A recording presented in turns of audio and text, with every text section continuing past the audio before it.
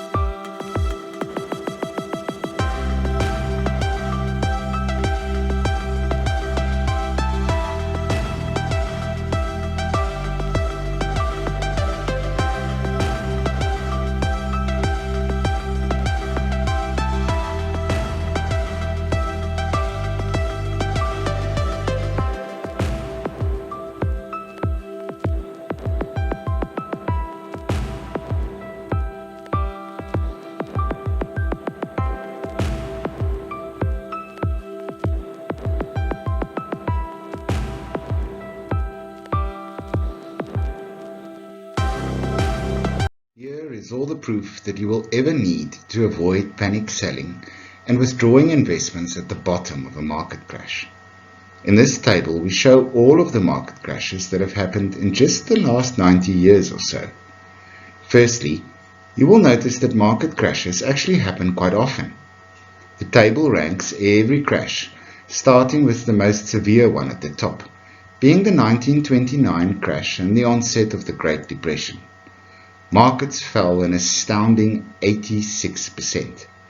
The column entitled Trough shows the day on which the market hit its lowest point. The next three columns show the growth in the market over 1 year, 3 years, and 5 years measured from this low point.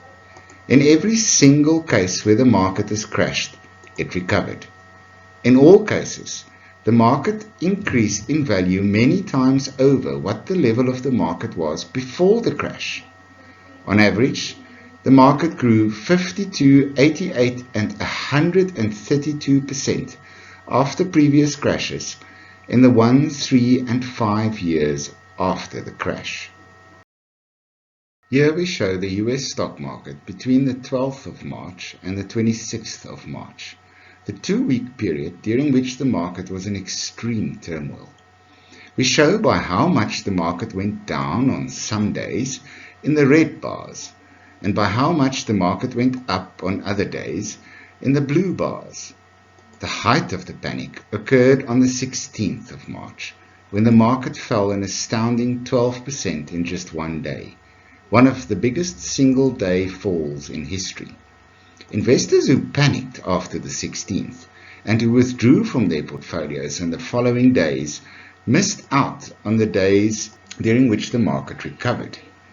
In the 3 days between the 24th and the 26th of March, the market was up significantly.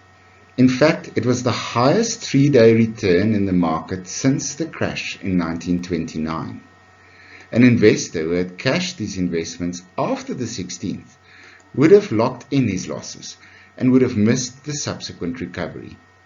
This shows again that especially when saving for your retirement, we should invest for the long term and not be too concerned when markets react volatilely in a short period. They often do. Because we cannot time when the market will go up and down, an investor who moved to cash after the 16th of March would have missed out on the recovery. Just because your fund has lost some of its value doesn't mean that you've lost that money forever. We just have to ride through the ups and downs. Thank you for watching. This video was brought to you by Anchor Capital.